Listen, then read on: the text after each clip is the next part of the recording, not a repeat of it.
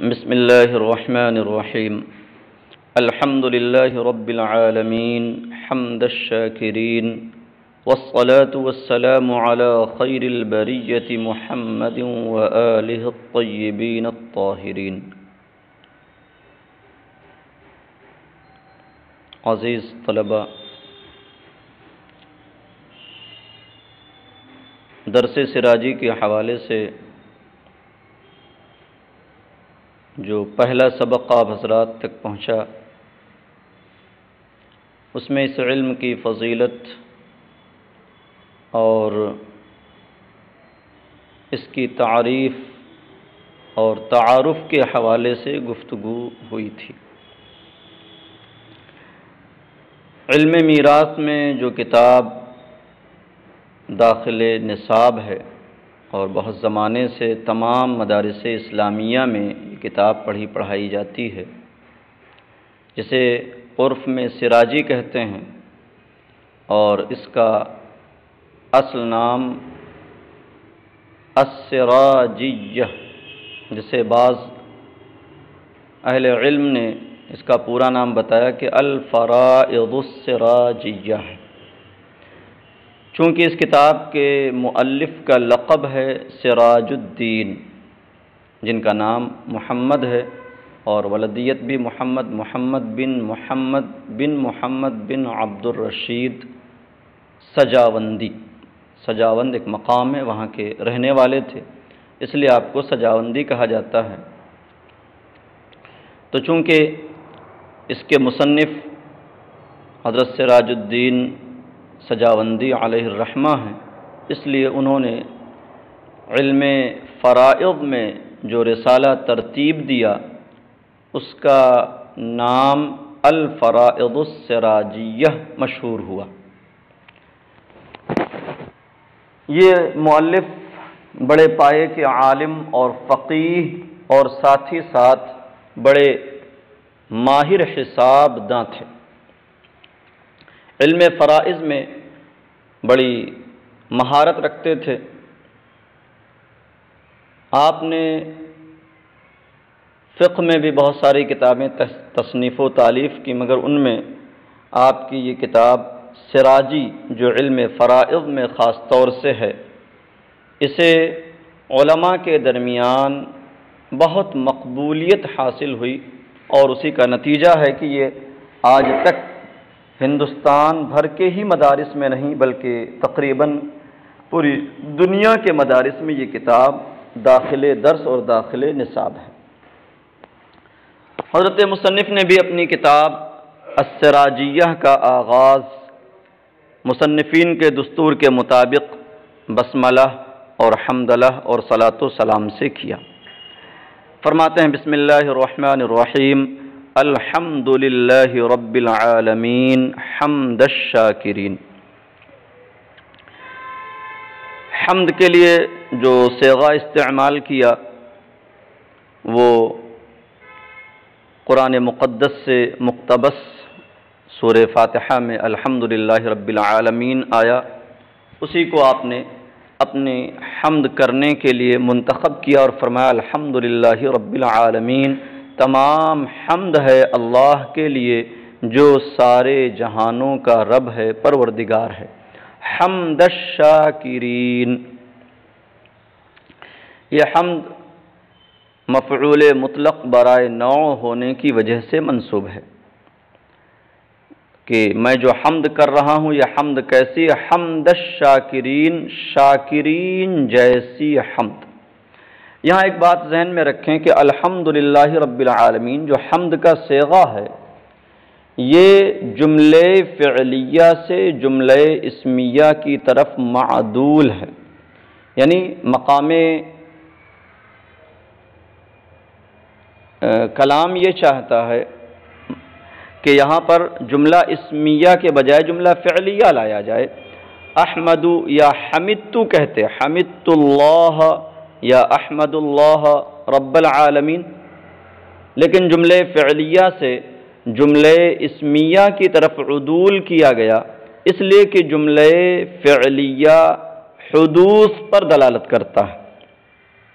کسی کام کے ایک زمانے میں پائے جانے پر دلالت کرتا ہے، جبکہ جملہ اسمیہ دوام اور ثبات چاہتا ہے، اس کی دلالت دوام اور استمرار پر ہوا کرتی ہے۔ تو حمد میں اور خوبی پیدا کرنے کے لیے جملہ فعلیہ سے اسے جملہ اسمیہ کی طرف معدول کر دیا جاتا ہے۔ تو گویا کہ یہ الحمد جو ہے یہ حمدتو کے مقام میں ہے۔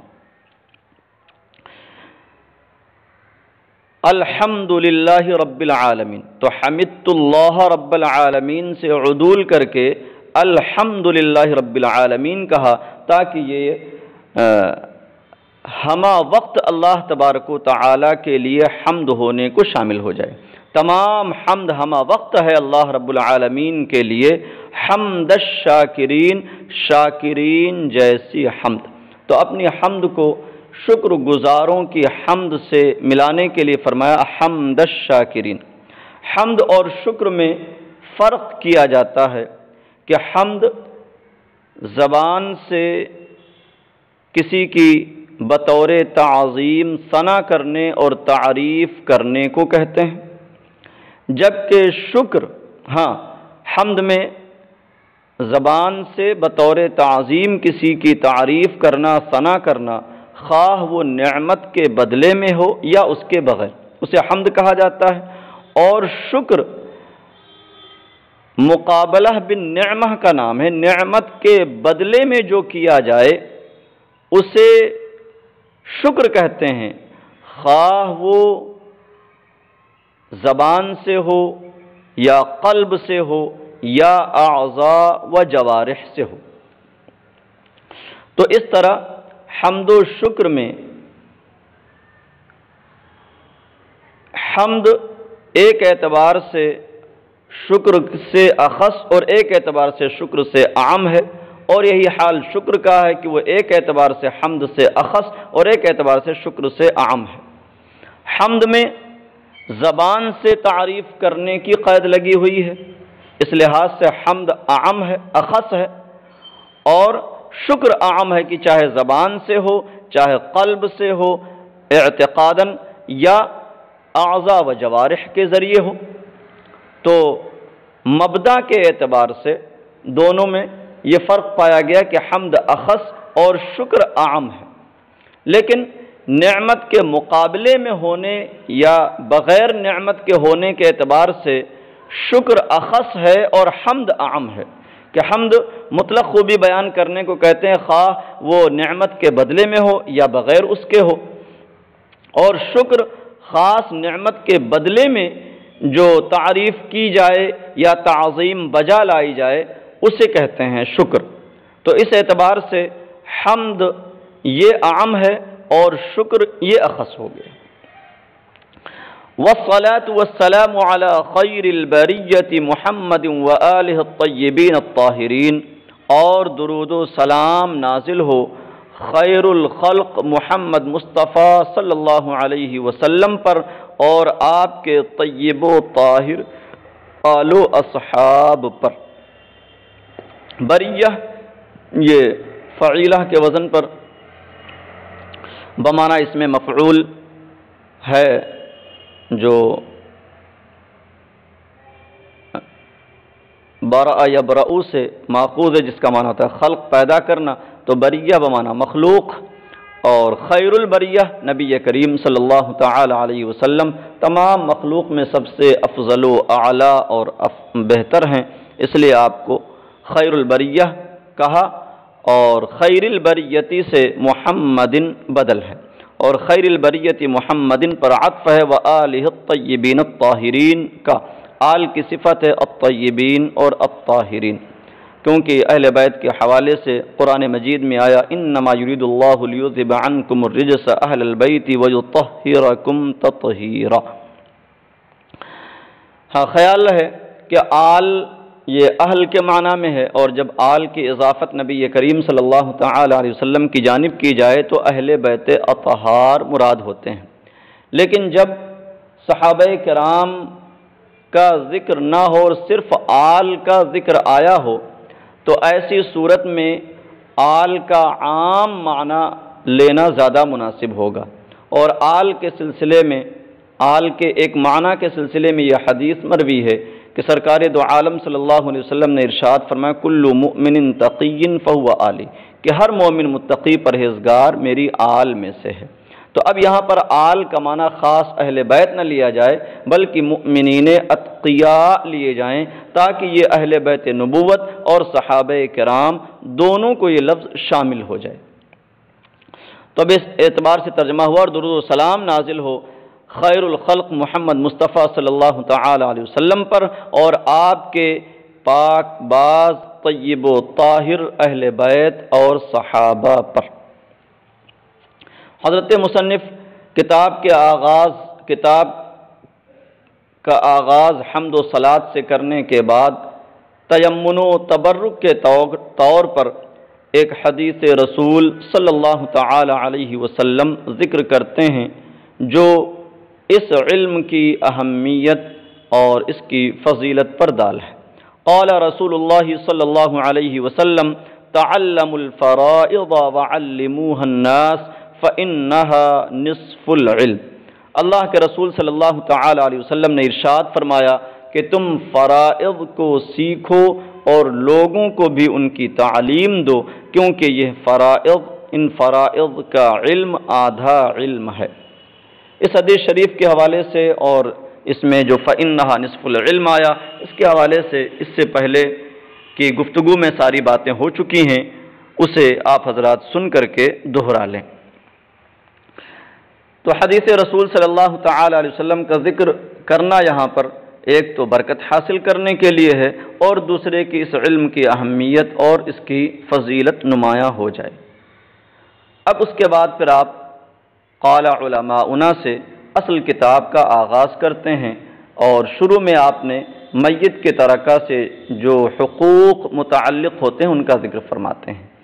آج ہم آگے کتاب میں آگے بڑھنے سے پہلے چاہتے ہیں کہ جن آیات کریمہ میں میراث کا تذکرہ آیا ہے ان آیات کریمہ کو پڑھ کر ان کا ترجمہ اور مفہوم آپ کے سامنے پیش کر دیں، تاکہ آپ حضرات بھی ان آیات کو یاد کر لیں اور ان کا مفہوم ذہن میں رکھیں، تاکہ جب آپ آگے سبق پڑھیں تو آپ کو آسانیاں ہو جائیں اور اس طریقے سے کافی بصیرت انشاءاللہ تبارک و تعالی آپ حضرات کو حاصل ہو جائے گی۔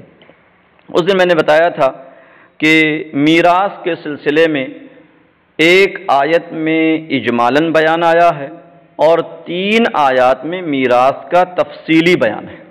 اجمالی آیت کریمہ ہے للرجال نصیب مما ترک الوالدان والاقربون۔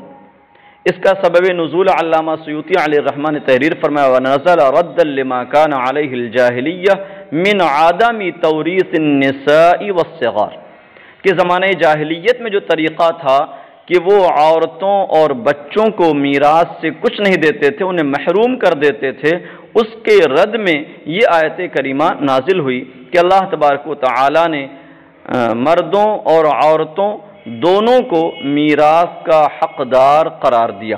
فرمان الہی ہے للرجال نصیب مما ترک الوالدان والاقربون، مردوں کے لیے یہاں خاص بالغ نہیں مراد ہے، اگرچہ رجل کا اطلاق عموماً بالغ پر ہوتا ہے، اسی لیے ایک مقام پر آیا سرکار دو عالم صلی اللہ تعالی علیہ وسلم کے بارے میں آیا ما کان محمد ابا احد من رجالکم، کہ محمد صلی اللہ تعالی علیہ وسلم تمہارے مردوں میں سے کسی کے باپ نہیں ہیں۔ تو آپ جانتے ہیں کہ نبی کریم صلی اللہ تعالی علیہ وسلم کے بچے ہوئے 3 اولادیں، 3 اولاد نرینہ آپ کی ہوئیں، اگرچہ ان کا بچپنے ہی میں شیر خارگی کے زمانے ہی میں ان کا وصال ہو گیا، وہ وفات پا گئے۔ تو چونکہ رجل کا اطلاق بالغ لوگوں پر ہوتا ہے، اس لیے کہا گیا کہ آیت کریمہ کا مفہوم یہ ہے کہ تمہارے مردوں میں سے نہیں، تمہارے بالغ میں سے کسی کے باپ نہیں، تو یہ بات سچ ہے۔ اور اس میں حضرت زید بن حارثہ رضی اللہ تعالی عنہ کو جو آپ نے متبنہ بنایا تھا، اس کے تعلق سے واضح فرمایا گیا کہ وہ نبی کریم صلی اللہ تعالی علیہ وسلم کے حقیقی بیٹا نہیں، وہ تو منہ بولے بیٹے ہیں، اور حقیقی بیٹا منہ بولا بیٹا حقیقی بیٹے کی طرح نہیں ہوتا ہے۔ تو اس طرح سے یہاں پر رجال کا معنی بالغ مرد نہیں بلکہ یہاں مطلق اولاد ذکور مراد ہے۔ تو معنی ہوا کہ للرجال نصیب، مردوں کے لیے یعنی مذکروں کے لیے اس میں سے حصہ ہے جو والدین فوت ہونے والے والدین یا رشتہ دار فوت ہونے والے رشتہ دار چھوڑیں۔ وَلِلنِّسَاءِ نَصِيبٌ مِّمَّا تَرَكَ الْوَالِدَانِ وَالْأَقْرَبُونَ، اور عورتوں کے لیے اس مال سے حصہ ہے جو فوت ہونے والے والدین اور اقربا چھوڑیں۔ مما قل منہ او کثر، یہ مما ترکا سے بدل ہے، مما قل منہ او کثر، وہ مال خواہ تھوڑا ہو یا زیادہ ہو۔ نصیبا مفروضا، یہ منصوب ہے ایک فعل مقدر کی بنیاد پر، علامہ سیوطی نے تقدیر کی ہے جعلہ اللہ نصیبا مفروضا، اللہ تعالی نے اسے مقرر حصہ بنایا ہے، یعنی ہر ایک کے لیے جو حصہ ہے وہ اللہ کی جانب سے طے ہے، مقرر ہے، جس کا بیان آئے گا۔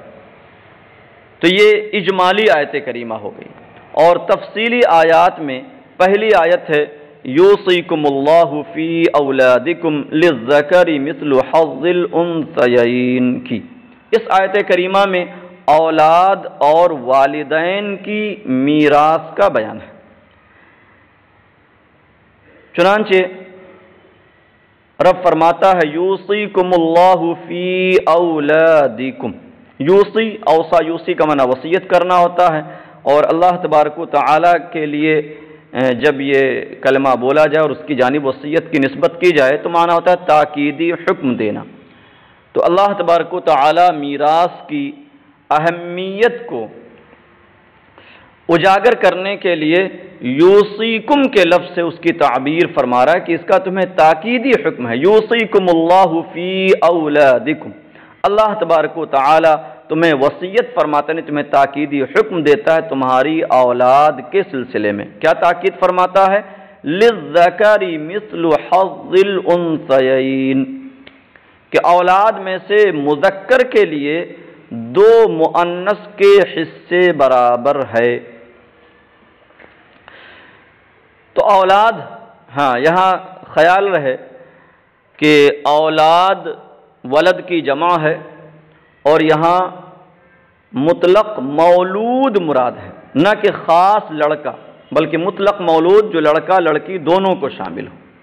تو اللہ تبارک و تعالی نے اولاد کی میراث کا بیان یوں فرمایا للذکر مثل حظ الانثیین، کہ ان میں سے مذکر کو دو مؤنث کے حصے برابر ہے۔ تو مطلب یہ ہوا کہ اگر لڑکا اور لڑکی دونوں موجود ہیں، مرنے والے کا بیٹا بھی ہے اور بیٹی بھی ہے، تو اس صورت میں ایک بیٹے کو دو بیٹیوں کے برابر حصہ ملے گا۔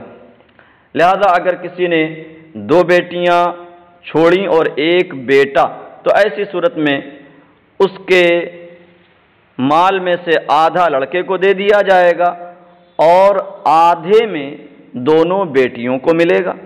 اور اگر ایک بیٹا اور ایک بیٹی فقط ہے تو ایسی صورت میں بیٹے کو 2/3 اور بیٹی کو 1/3 مال ملے گا۔ للذکر مثل حظ الانثیین، مذکر کو دو مؤنث کے برابر۔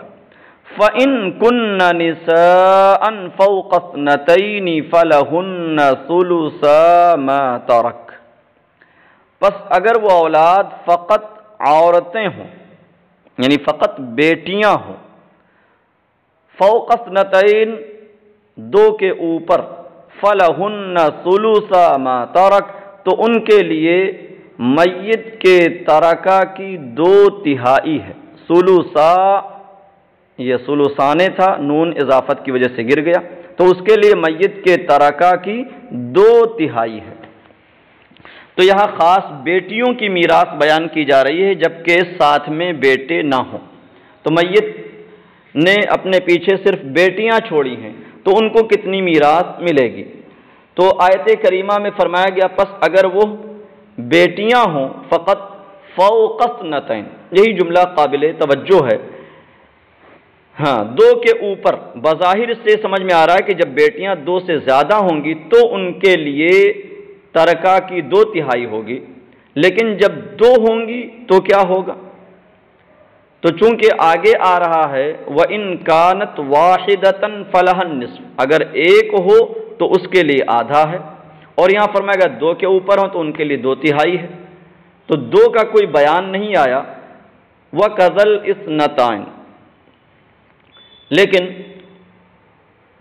تمام ائمہ کا اور بیشتر صحابہ کرام کا اس بات پر اتفاق ہے کہ 2 بیٹیوں کے لیے بھی یہی ہے کہ ان کو 2/3 ملے گا، اور اس کی دلیل یہ دیتے ہیں کہ جب بیٹی بیٹے کے ساتھ ہو تو اس صورت میں بیٹی 1/3 پاتی ہے، ایک بیٹی کو 1/3 ملتا ہے اور بیٹے کو 2/3۔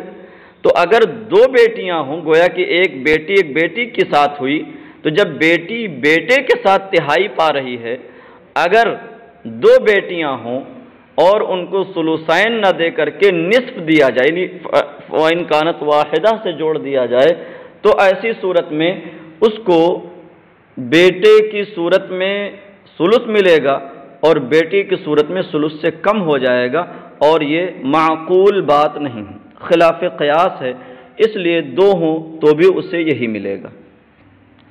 تو خلاصہ یہ ہوا کہ بیٹیاں اگر تنہا ہیں اور ساتھ میں بیٹا نہیں ہے تو 2 یا 2 سے زیادہ دونوں صورتوں میں انہیں 2/3 ترکہ سے ملے گا۔ وَإِن كَانَتْ وَاحِدَةً فَلَهَا النِّصْفُ، اور اگر بیٹی ایک ہو، اکیلی ہو اور ساتھ میں کوئی بیٹا نہ ہو، فَلَهَا النِّصْفُ، تو بیٹی کے لیے نصف ہے، بیٹی کے لیے آدھا ہے۔ تو دیکھیے قرآن مجید نے بیٹیوں کا حصہ مقرر فرما دیا کہ تنہا ہو تو اس کے لیے نصف ہے، اور 2 یا 2 سے زیادہ ہوں تو ان کے لیے 2/3 ہے، ثلثین ہے۔ تو چونکہ ان کے لیے مقرر حصہ ہو گیا، ایسے ہی لوگوں کو اصحاب فرائض کہا جاتا ہے۔ بیٹے کے بارے میں یہ آیا للذکر مثل حظ الانثیین، کہ وہ بیٹی کے ساتھ ہے تو اسے 2 مؤنث کے برابر ملے گا، اور تنہا ہے تو وہ اکیلا ہی پورے مال کا مالک ہو جائے گا۔ اور یہاں پر اس کے لیے کوئی مقرر حصہ نہیں بیان کیا گیا، اس لیے بیٹا اصحاب فرائض میں شامل نہیں ہے، بلکہ وہ عصبات میں آتا ہے۔ عصبہ کی تفصیل انشاءاللہ کتاب میں آپ پڑھیں گے۔ تو یہاں تک بس کرتے ہیں، باقی انشاءاللہ اگلے سبق میں بیان کر دیں گے۔